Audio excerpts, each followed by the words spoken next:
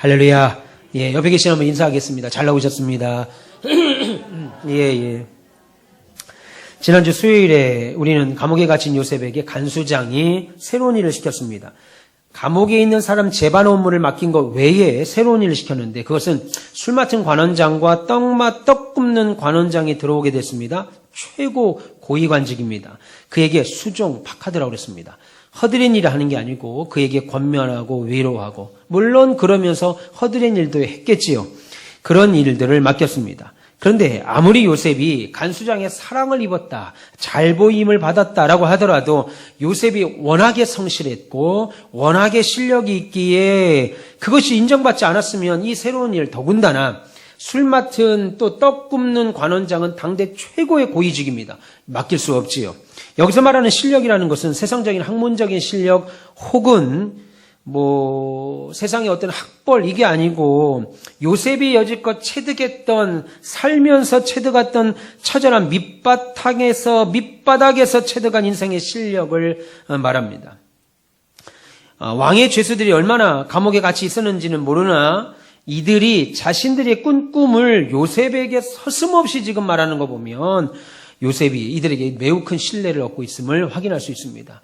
아무리 오래 있다 할지라도 신뢰를 주지 않는데 그가 나에게 신뢰를 주지 않는데 제가 그들에게 속 얘기하지 못하죠. 여러분들도 마찬가지일 겁니다. 그런데 최고 고위 관직 둘이 노예로 갇히고 감옥에 갇혀 있었던 더군다나 그 요셉이 뭘로 갇혔어요? 그런 일로 갇혔는데 그게 사실 여하를 떠나서 감옥에 갇힌 요셉에게 자신의 이야기를 한다는 건 거의 불가능한 일입니다. 얼마나 요셉이 성실했든지 얼마나 요셉이 지혜가 놀라웠든지를 단적으로 볼 수 있는 거죠. 고대 사회는 꿈을 미래를 예언하는 사인, 그래서 신의 사인이라고 그랬습니다. 하나님이 주는 사인, 신이 주는 사인이라고 꿈을 해석했습니다. 그래서 꿈꾸는 자와 동시에 해몽가를 뒀습니다. 이걸 무당이라고도 말할 수도 있는데 꿈을 해몽하는 사람들을 따로 줬지요. 예를 들어서 창세기 41장 8절 보면 오늘 박사와 술객들을 불러서 꿈을 해몽하게 한 것이랄지 혹은 다니엘서 2장에도 느부갓네살 왕이 꿈을 크게 2번 꿉니다. 이 꿈 이야기는 제가 지금 설교 준비를 하고 있습니다. 나중에 제가 주일 오전 때 이 느부갓네살 이야기를 좀 하려고 합니다. 느부갓네살 왕이 꿈을 꿀 때 술사들을 불러서 내 꿈을 해몽하라 라고 시킨 것도 그런 예죠. 실제 지금도 2025년 3월을 사는 저와 여러분들도 이 세상도 여전히 꿈에 대하여 민감하죠. 꿈을 꿨는데 간밤에 꿈을 꿨는데 꿈자리가 좀 뒤숭숭합니다. 오늘 좀 조심해야 되겠네. 꿈을 막 돼지 꿈을 꿨습니다. 돼지도 꾸고 막 그냥 꿈에 뭐 나오면 좋다고 그래요? 돼지? 예, 돼지? 예? 잉어? 예, 잉어 나오고 복숭아 나오고 이러면 좋대요. 하여간에 그런 거 막 꿈에 나오면 괜히 뭔가 없는데도 기분이 좋고 꿈에서 막 이빨 빠지는 꿈 꾸고 막 그냥 그죠? 막 다치는 꿈 꾸면 괜히 기분이 나쁘잖아요. 지금도 그렇게 합니다. 그런데 왜 그렇게 생각할까요? 왜? 많은 사람들이 꿈을 가지고 앞날을 예단하고 예견하는 이유가 뭐겠습니까? 꿈은 내가 꾸고 싶다고 그 꿈이 꾸어지지 않죠. 밤에 주무실 때 오늘은 돼지 좀 신나게 보자 하고 잠을 자면 돼지가 막 신나게 막 나옵니까? 그렇게 안 나오잖아요. 예. 어느 때는 피곤해서 꿈 한 번 꾸지도 못하고 어느 때는 막 말도 안 되는 사람이 꿈에 나와서 막 그러고 오늘은 우리 아버지를 좀 꿈에서 뵀으면 좋겠다. 안 나옵니다. 안 나와요. 꿈은 내가 원해서 꾸지 않고 수동적으로 꾸어지기에 내가 오늘 돼지를 꿈을 꿨네 확률적으로 따져보는 거죠. 돼지 꿈을 꾼 다음 날 사람들이 많이 좋은 일이 생기니까 나도 좋은 일이 생기겠거니 라고 생각하는 거죠. 요셉이 17살의 소년일 때 꾼 꿈도 요셉이 꾸고 싶어서 나는 해와 달과 11개의 별을 꿈을 꾸고 나는 11개의 집단의 꿈을 꾸고 이런 생각하지 않았습니다. 그냥 꾼 거예요. 꾸어서 그들에게 그냥 알려준 것뿐이었습니다. 그러니까 형들이 더 화가 난 거죠. 네가 그렇게 꿈꾼 게 아니고 실제적으로 꿈을 꿨으니까 뭐라도 조금 있겠거니 생각한 겁니다. 지금 왕의 신하들이 꾼 꿈도 그들이 원해서 꾼 꿈이 아니죠. 다시 말해서 술 맡은 관원장과 떡 굽는 관원장이 꾼 꿈도 내가 이러한 꿈을 꿔야 되겠다 해서 꾼 것이 아니라는 거예요. 그래서 성경이 문자로 기록되기 전에, 책으로 기록되기 전에 하나님의 계시는 솔로몬이 꿈을 꿨다, 예수님의 아버지 요셉이 꿈을 꿨다, 느부갓네살 왕이 꿈을 꿨다, 바로 왕이 꿈을 꿨다. 성경에 많은 자들이 꿈을 꾸는 것을 통해서 이루어졌습니다. 하나님이 그 밤에 찾아가셨다, 꿈으로 나타나셨다. 그래서 하나님이 역사와 우주와 개인의 운명을 관리하고 운행하고 계시다라고 하는 증거로 꿈을 하나님이 구약에 사용했습니다. 그 사람이 꿈을 꿨다. 근데 그 꿈을 꾸는데 이해를 하지 못했고 그 꿈을 오늘은 대표적으로 요셉이 해결했다. 다니엘서는 다니엘이 해결했다. 그 말은 인생의 역사와 우주와 개인의 운명을 하나님이 쥐고 계신다, 운행하신다라고 하는 대표적인 증거죠. 오늘 보면 8절에 보면 8절이 그렇게 말합니다. 그들이 그에게 이르되 우리가 꿈을 꾸었으나 이를 해석할 자가 없다. 정작 꿈꾼 사람을 자기가 꿈을 꿨는데 꿈을 꾼 해석한 자가 없다. 지금 내 옆에 왕의 옆에 있던 해몽가나 박사들이 없어서 답답하다는 뜻이고, 그러자 뭐라고 그래요? 8절에 요셉이 그들에게 이르되 해석은 하나님께 있지 아니합니까? 청하건대 내게 말하소서. 여기서 말할 때 해석은 하나님께 있지 않습니까? 이 말은 꿈은 하나님이 주신 것이므로, 당신들이 지금 꾼 꿈은 하나님이 주신 것이므로 인간의 지혜나 인간의 지식이나 인간의 어떤 도움으로도 풀 수 없고 하나님의 지혜로만 풀 수 있다라고 하는 뜻이지요. 이해되시죠? 예. 그렇게 해서 대답 한번 해보세요. 이해되시죠? 네. 그렇게 해서 요셉이 술 맡은 관원장과 떡 맡은 관원장에게 꿈 이야기를 좀 해보시라, 그렇게 말합니다. 이것은 하나님께서 요셉에게 주신 매우 놀라운 은혜죠. 은사죠. 예언자적인 은사라고 할 수 있겠습니다. 그런데 무슨 꿈을 꿉니까? 9절 우리 전사님 읽어보시겠어요? 술 맡은 관원장이 그의 꿈을 요셉에게 말하여 이르되 내가 꿈에 보니 내 앞에 포도나무가 있는데, 계속이요. 그 나무에 세 가지가 있고 싹이 나서 꽃이 피고 포도송이가 익었고 내 손에 바로의 잔이 있기로 내가 포도를 따서 그 즙을 바로의 잔에 짜서 그 잔을 바로의 손에 들였노라. 네, 앞에도 나옵니다. 앞에도 나오시니까 글 잘 안 보이시면 앞에 보시면 됩니다. 술 맡은 관원장이 자기가 꾼 꿈을 이야기합니다. 내 앞에 꿈을 꿨는데 내 앞에 포도나무가 하나 있다. 그래서 그 포도나무에 가지가 3개가 있는데 싹이 나서 꽃이 피고 포도송이가 익었다. 가지 3개가 있는데 거기에 갑자기 싹이 나고 꽃이 피고 갑자기 과일 열매가 풍성하게 익었다, 그러는 거예요. 그래서 내 손에 바로의 잔이 있어서 마침 내가 포도를 짜서 그 즙을 바로의 잔에 짜서 바로 왕의 손에 드렸다. 이 꿈입니다. 이 꿈을 꾼 겁니다. 계속 읽어주세요. 요셉이 그에게 이르되 그 해석이 이러하니 세 가지는 사흘이라. 지금부터 사흘 안에 바로가 당신의 머리를 들고 당신의 전직을 회복시키리니 당신이 그 전에 술 맡은 자가 되었을 때 하던 것 같이 바로의 잔을 그의 손에 드리게 되리이다. 네, 그렇게 이야기합니다. 그러고 나서 16절 한번 보시겠어요? 사흘 안에 당신은 회복된다, 이 말입니다. 16절 읽어주세요. 떡 굽는 관원장이 그 해석이 좋은 것을 보고 요셉에게 이르되 나도 꿈에 보니 흰떡 3광주리가 내 머리에 있고 맨 윗 광주리에 바로를 위하여 만든 각종 구운 음식이 있는데 새들이 내 머리의 광주리에서 그것을 먹더라. 요셉이 네, 됐습니다. 이번엔 떡 굽는 관원장이 자기 꿈을, 지금 술 맡은 관원장 친구의 꿈을 해석하는 걸 보니까, 보기 좋아요. 그 자기 꿈도 얘기하는 겁니다. 내가 꿈을 꿨더니 흰떡 3광주리가 내 머리에 있어. 근데 맨 윗 광주리에 바로를 위하여 만든 각종 구운 음식이 있는데, 왕에게 가져가야 될 것을 새들이 지금 먹고 있네. 이 얘기를 지금 하는 겁니다. 18절 계속이요. 요셉이 대답하여 이르되 그 해석은 이러하니 새 광주리는 사흘이라. 지금부터 사흘 안에 바로가 당신의 머리를 들고 당신을 나무에 달리니 새들이 당신의 고기를 뜯어 먹으리이다 하더니. 예, 다시 말해서 술 맡은 관원장은 복귀, 3가지 3일 뒤에 복귀하고 떡 맡은 관원장은 3일 뒤에 어떻게 해요? 그렇지요. 윤 권사님 어떻게 해요? 윤 권사님 그렇지. 예, 아주 기풍 있게, 그렇지요. 목이 댕강 날아가는 겁니다. 무섭네요. 이렇게 해서 요셉이 지금 술 맡은 관원장, 떡 맡은 관원장의 꿈을 해몽해 줍니다. 그런데 놀라운 것은 요셉이 이 꿈을 해서 해몽하면서 얼마나 확신했느냐면 이 꿈을 얘기해 주면서 이 꿈이 100% 맞는 꿈입니다. 확신하잖아요. 여러분들 가운데 누가 조언을 구하면 100% 확신해서 말해 줄 수 있는 사람이 있겠습니까? 결정은 네가 하지만 요거 하면 좋겠다. 부모라도 자식들에게도 그렇게밖에 말을 못해요. 근데 오늘 요셉은 이 두 명에게 꿈 해몽을 하고 아주 확신에 차서 뭐라고 말하냐면 14절 15절 한번 읽어주세요. 당신이 잘 되시거든 나를 생각하고 내게 은혜를 베풀어서 내 사정을 바로에게 아뢰어 이 집에서 나를 건져주소서. 나는 히브리 땅에서 끌려온 자요 여기서도 옥에 갇힐 일은 행하지 아니하였나이다. 네, 뭐라고 그러냐면 당신이 그렇게 회복되고 나면 나를 여기서 반드시 꺼내주십시오. 당신은 회복되는데 그때 나를 기억해서 꺼내주세요. 나는 여기 갇힐 만한 죄를 진 적이 없습니다. 라고 부탁을 한다고요. 얼마나 자기가 해몽한 꿈에 대하여 확신을 갖든지 나는 반드시 나갈 거니까 당신은 나갈 거니까 그때 나만 생각해서 나만 살짝 빼주면 됩니다. 이야기를 하는 거죠. 근데 놀라운 것은 성경이 보니 이런 꿈 해몽이 100% 적중합니다. 그런데 아마도 요셉이 이런 길한 해몽을 듣고 술 맡은 그 관원장은 요셉에게 여부가 있겠냐? 내가 다른 말 하겠냐? 당연히 내가 나가기만 한다면, 네 말대로 내가 나가기만 한다면 네 억울한 사정을 바로 왕에게 그냥 곧바로 이야기해가지고 너를 꺼내줄 거야. 호언장담했을 겁니다. 성경에 어디 그런 말 있어요? 없어도 당연히 인간이라면 그런 말 하죠. 그런 얘기 되면 쓸 필요가 없는 거예요.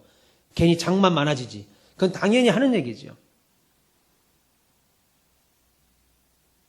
특히 출소하는 날 아침은 더더욱 요셉이 부탁했겠죠. 지금 오늘 나갑니다. 두 분 다 나갈 때 요셉이 한 번도 떡 맡은 관원장은 쳐다도 안 받겠죠. 어차피 죽을 놈이니까. 술 맡은 관원장 손을 붙잡고 제발 나 잊지 마십시오. 떡 맡은 관원장이 기분이 좀 상했겠죠. 아니 나한테 와서 말도 안 가고 뭐 신경 쓸 게 있어요. 이미 죽을 놈인데 술 맡은 관원장을 붙들고 제발 나를 잊지 말아주세요.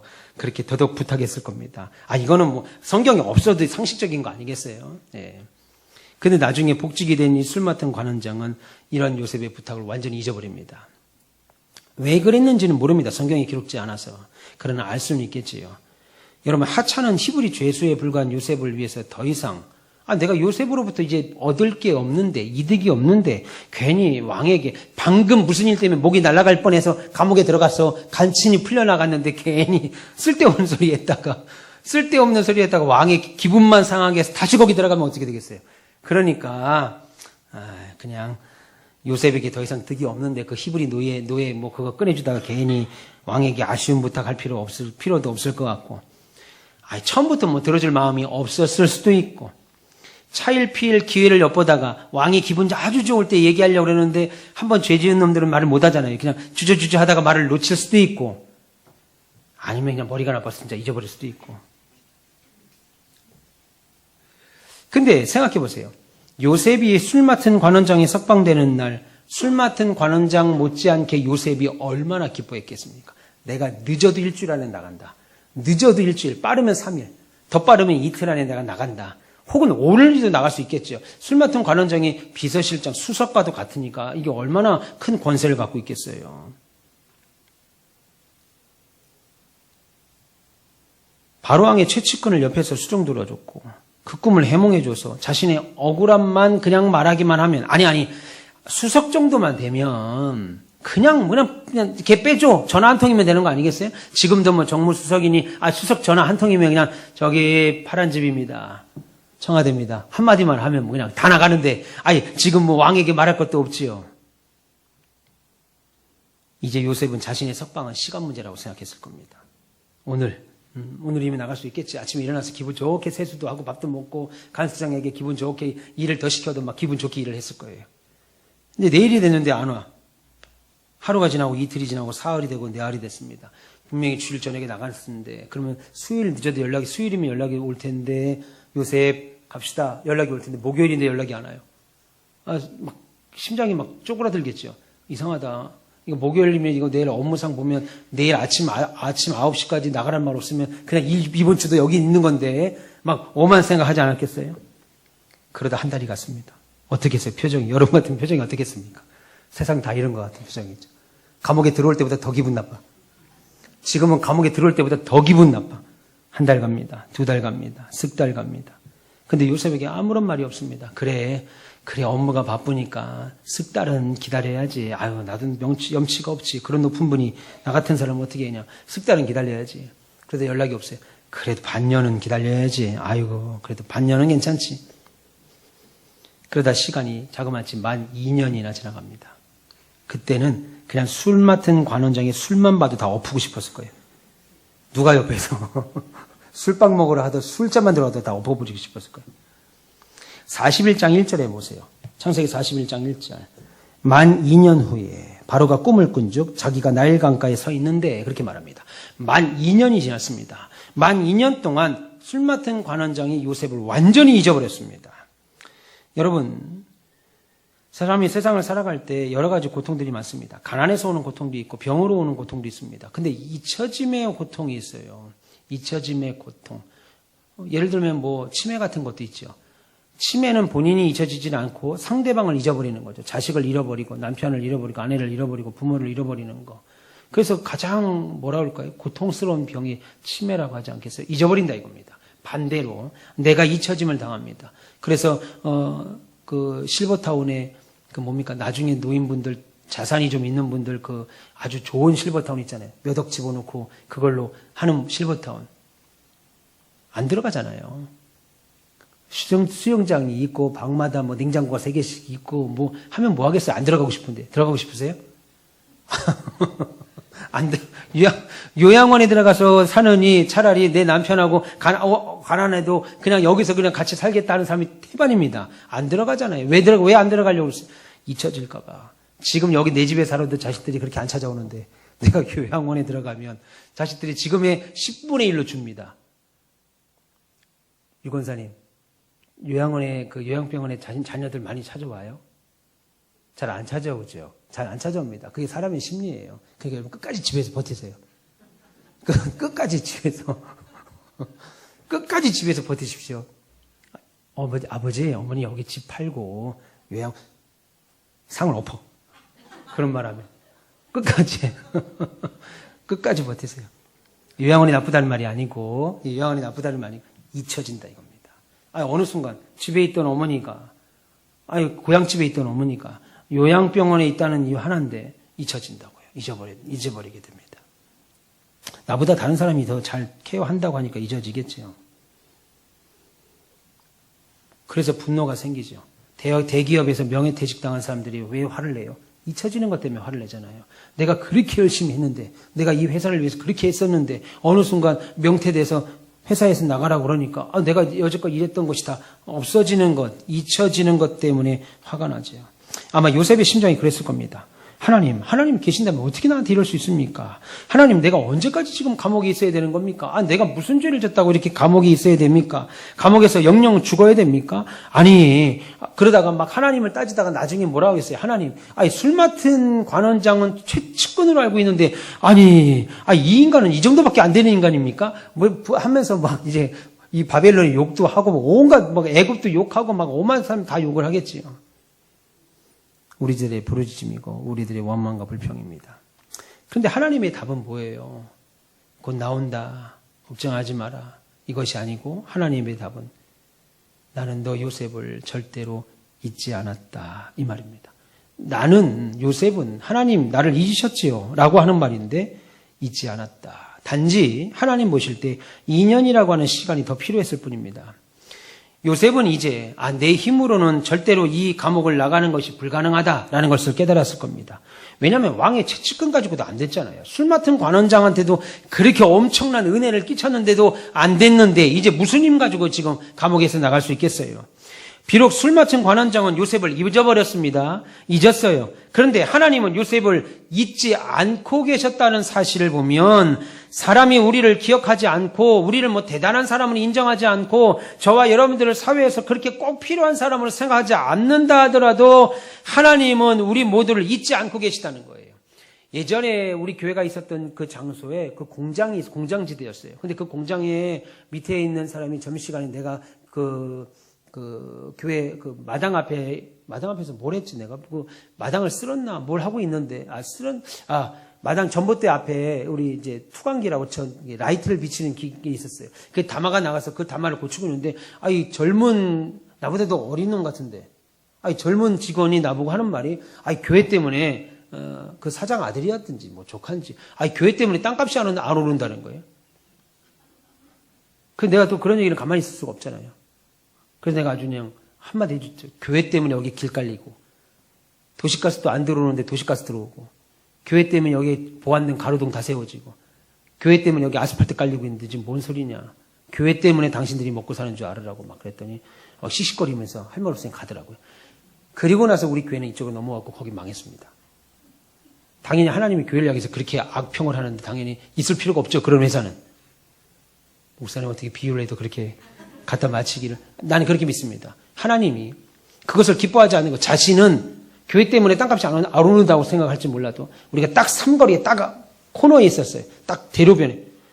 늘 전화하면 거기 교회 앞에서 좌회전하면 돼요. 항상 교회를 대면서 정작 교회 때문에 그런 명절날 그렇게 눈치 있는 우리 교회 때문에 그렇게 길을 내비게이션보다 못 찾는 내비도 안 나오는 지역이었어요. 근데 거기에 트럭 기사들이 우리 교회 앞에서 좌회전하세요, 우회전하세요, 아래로 가세요. 그러면 다 배달하시는 분들이, 용달하시는 분들이 다 갔습니다. 그러면 성탄절날 연말 때 뭐라도 하나씩 줘야 되는 거 아니에요? 그죠? 욕심만 그냥 가득해가지고 그냥. 그러니 결국은 회사가 망하지. 안 됩니다, 교회 저기 하는 데는. 근데 우리 바로 밑에 공장이 하나 있었어요. 공장이 하나 있었는데 그 공장이 이제 밤에도 24시간 기계를 돌려요. 그런데 그렇게 크진 않은데 교회에서 잠을 자면 이제 그 기계 돌아가는 소리가 창창창 프레스 돌아가는 소리가 계속 들리니까 이분이 너무너무 죄송하다고. 잘 안 들려요. 잘 안 들리고 한여름에 창문을 열어놔도 교회 문을 열어놔도 잘 안 들립니다. 사모님과 권사님이 주무시고 제가 잘 때 이제 집중해서 들을 정도입니다. 새벽 한 2시까지만 해요. 이제 근데 그분이 그것도 죄송하다고 1년에 2차례 저한테 100만 원씩 제 통장으로 넣어줬어요. 목사님 이거는 교회에 드리는 게 아니고 목사님 쓰시는 겁니다. 근데 내가 순수하지. 그걸 교회에다 다 내놨어요. 10년 동안 그거 10년이면은 1년에 200만 원인데 2년 400만 원이니까? 아니. 어떻게 되는 거지? 1년에 200이면 2천. 예. 성기가 나 닮아서 그래. 최건사님. 성기가 나 닮아서. 저는 돈 횡령은 못할 것 같아요. 돈이 1억을 들고 뛰어. 그래, 나 들고 뛰으니까 50만 원이야. 더 가지고 뛰어야 되는데.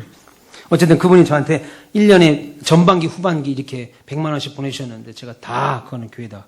저보고 꼭 책 사서 보세요. 맛있는 거 쓰세요. 그랬는데. 후회하진 않습니다.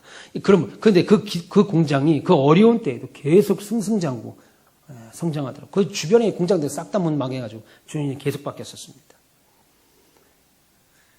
무슨 말을 하려고 그랬냐면 말이 되는지 몰라도 하나님이 요셉을 잊지 않겠다 하는 것처럼 우리도 잊지 않았다 이겁니다. 교회를 잊지 않냐고 하나님께서.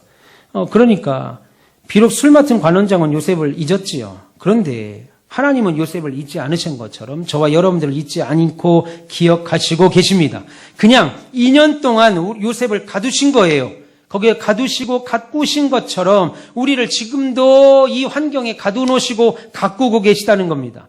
그래서 여러분 찬란한 영광의 순간이 올 때 우리 모두는 그동안의 고통을 한 번에 다 날리고 한오라기라도 기억하지 않을 겁니다. 오늘 술 맡은 관원장이 마음을 바꿔서 요셉을 잊어버리기까지 요셉의 환경은 그냥 분노할 일만 있었겠지요. 억울한 일의 연속이었습니다.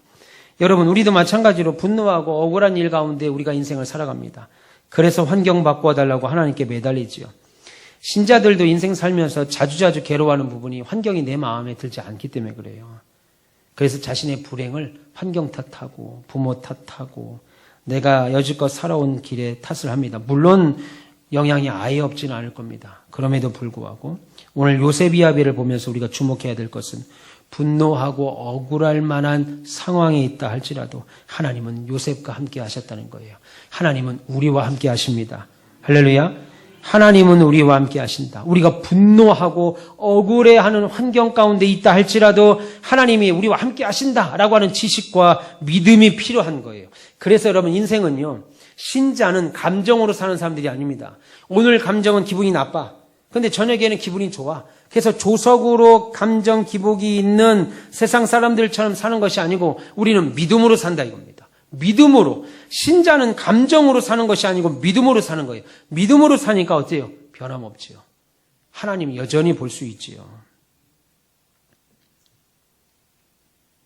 이것이 환경을 뛰어넘게 합니다. 요셉은 이것을 믿었어요. 그래서 감옥에서도 하찮아 보이는 일상을 사랑할 수 있었고 작은 일에 충성할 수 있었습니다. 우리 같으면 그런 일로 감옥에 들어갔습니다. 내가 지금 형들에게 미움을 받아서 애고로 팔려나온 것도 진짜 생각만 하면 막 눈이 돌아갈 것 같고 숨이 안 쳐지고 요즘 물론 공황장애 오고 막 우울증 올 것 같은데 보디발의 집에 가서 얼마나 성실하게 일을 했던지 보디발이 모든 걸 다 맡깁니다. 히브리 노예에게. 제가 인도에 살 때요. 저희 집에는 처음에 인도에 살아가니까 이제 그 아야라고 일하는 여자가 있습니다. 이 여자애를 일하는 여자를 붙였어요. 그때는 저 혼자 갔어요, 먼저는. 그 일하는 여자가 붙여줘서 이제 여자하고 둘이 있기를 뭐해서 이제 바꿔달라고 해서 남자가 왔습니다. 근데 인도 사람들은 자기 집에 작은 방, 우리보다 아파트 평수가 크니까 우리는 아파트 평수로 돈 계산을 하는데 거기는 단지로 계산을 해요. 그러니까 채로 계산해. 그게 평수가 작아도 비싼 아파트는 비싼 아파트가 되고 평수가 커도 싼 아파트는 또 싼 아파트입니다. 우리는 참 평수로 계산하지 않아요. 심지어 그 시장 가면 생선이 우리나라처럼 고등어 한 마리 이렇게 파는 게 아니고 이만 생선이 있어요. 방어 같은 큰 생선. 근데 날씨가 더우니까 한쪽이 썩잖아요. 그럼 우리는 어떻게 해요, 이 생선? 장희정 집사님. 버리죠. 근데 걔네들은 썩은 부분만 자르고 안 썩은 부분 그람으로 팔아. 신박하더라고. 난 그걸 보고 너무 신박하더라고. 이런 게도 있네. 한국은 다 버리죠. 썩으면 절반이 썩어 나갔습니다. 아니 60% 70%가 썩어도 뒤가 안 썩으면 그거 잘라서 그람으로 팔아. 신박하더라고. 뭐지? 이런 사고 구조가 우리하고 완전히 다릅니다. 고기도 지금 푸른 곰팡이가 다 펴가지고 곰팡이 먹을 수가 없는 건데 안 핀 데만 잘라 파는 거예요. 그람으로. 여기는 안 폈다 이겁니다. 그렇게 들으면 설득이 되더라고요. 그렇지, 안 폈는데? 어떻게, 참, 놀라운 사람들이에요. 어쨌든, 인도는 일하는 사람을 방에다가 가둡니다. 방 하나를 조그맣게 줘서. 그리고 밖에서 문을 걸어 잠가요. 왜냐면 새벽에 냉장고에 나서 뭐라도 꺼내 먹을까봐 냉장고 다 자물쇠로 걸어줘요. 자국민들입니다. 같은 나라 사람들이에요. 근데 문도 걸어 잠가요. 그러니까 불 나면 집주인은 나와도 그런 일들이 많죠. 그래서 저는 밤에 저랑 같이 자는 것도 좀 부담스럽기도 하고 그래서 그냥 출퇴근하라고 그랬어요. 그래서 6시에 퇴근하고 아침 7시에 오라. 제가 새벽기도 갔다 오면 7시니까 그 시간에 와서 또 하루 종일 남자 둘이서 뭐 하겠어요. 그냥 할 것도 없고 집이 그렇게 아주 대궐처럼 큰 것도 아니고 물론 커요. 근데 최영란 권사님 댁처럼 그렇게 효율적이지 않아요. 인도집은. 집이 큰데 그냥 평수만 커요. 딱히 그렇게 80평 아파트인데 100평, 120평, 200평 이런 아파트입니다. 2층이 아니고 단층짜리가 120평, 150평, 200평이에요. 근데 우리나라 34평 아파트만 해요. 이게 복도도 있고 별걸 다 있어서 딱히 이렇게 좋지를 않아요. 어쨌든 그런데 문을 다 걸어 잠굽니다. 그래서 저는 이제 출퇴근하라고 했죠. 그러면서 갈 때 그 닭도 주고 쌀도 주고 우리 목사님 아들이 타고 다녔던 자전거 거기서 자전거 탄다고 자전거를 사달라고 했던 것 같아요. 근데 자전거 안 타고 맨날 택시 타고 다니는 거죠. 택시 타고 다니고 하다 그 자전거를 안 쓰니까 내가 달라고 해서 걔도 주고 많이 줬습니다. 많이 줬어요. 좋아하더라고요.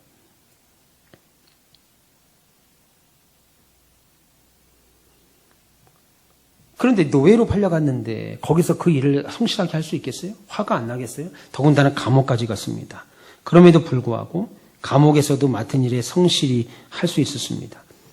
어쩌면 우리 복음서로 말하면 그의 나라와 그의 의를 구하는 거죠. 감옥에서도 하나님을 찾은 거예요.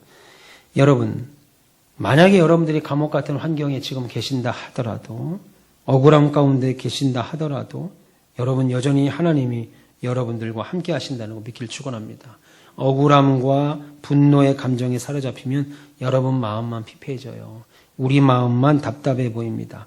그러니까 하나님이 우리와 함께 하신다. 성경은 요셉에게 보였던 이 나쁜 환경이 꼭 나쁘지만 않다는 것을 보게 됩니다. 우리는 바라기를 우리가 원하는 때에, 우리가 원하는 장소에서, 우리가 원하는 만큼 이루어지길 원하죠. 그러나 하나님은 그렇지 않아요. 하나님은 당신이 원하는 때가 있습니다. 당신이 원하는 때와 당신의 방법으로 그 일들을 하는 거죠. 만약에 지난주에도 우리가 말씀을 드렸습니다. 만약에 술 맡은 관원장이 나가자마자 생각해서 요셉을 꺼내줬다면 그날 술 맡은 관원장이 집에 가서 다시 또 그 집에서 집사하는 거예요. 다시 또 그 집에 가서 가정 집사하는 겁니다. 그런데 하나님이 2년을 잊어버리게 하고 오늘 41장이 넘어가면 바로가 꿈을 꿉니다. 2년 뒤에 바로 왕이 꿈을 꿀 때 그때 내가 2년 전에 왕에게 잘못한 것이 있어서 감옥에 갇힌 적이 있죠. 그때 내가 요셉이라는 애를 만났었습니다. 라고 하면서 요셉을 소환하여 요셉을 끌어냅니다. 그제서야. 그리고 나서 애굽의 총리 대신이 되는 놀라운 축복을 받게 되죠. 그래서 여러분, 저와 여러분들은요, 우리를 향한 때와 우리를 향한 시기는 하나님이 조정하고 계시다라고 하는 믿음이 있으셔야 돼요. 이런 지식이 있어야 됩니다. 내가 열심히 해서 잘 되는 거 아니고요. 내가 열심히 해서 살아가는 거 아니고, 내가 열심히 해서 지금까지 이렇게 되는 것이 아니고, 하나님의 나를 향한 때와 작정하신 시기와 그 내용이 있다라는 겁니다. 그래야만 초조하지 않아요. 초조해지죠, 자꾸. 야, 지금 내가 나이가 어떻게 되는데, 야, 지금 우리 교회가, 야, 우리 가정이, 우리 직장이, 막 초조해진다고요. 그런데 그 초조해지지 않으려면, 그리고 그 일이 이루어지려고 그러면 꼭 원망하잖아요. 꼭 화가 납니다. 근데 그 일이 이루어지면, 그럼 진작 얘기하지. 항상 하는 말입니다. 진작 얘기하지. 그럼 내가 그렇게 말 안 했을 텐데. 진작 얘기하지. 그럼 내가 그렇게 화 안 냈을 텐데. 진작은요, 우리 그렇게 나올 줄도 몰랐는데. 그렇게 진작을 당한 사람은 그렇게 나올 줄도 몰랐고, 네가 그렇게 말할 줄도 서로 모르는 거예요. 그러니까 하나님이 내 인생의 적절한 때와 상황을 주관하고 계시다고 하는 지식이 있어야 되고, 믿음이 있어야 초조해지지 않고 흔들리지 않는다는 거예요. 바로 왕이 요셉을 찾기 직전까지 술 맡은 관원장이 요셉을 잊어버린 건 그렇게 따지면 야속한 일이에요? 잘한 일이에요? 잘한 일이죠. 잘한 일이에요. 잘 잊어버린 거예요. 요셉을 잘 잊었어야 지금 요셉이 바로왕을 만나 총리 대신이 되게 된 거죠.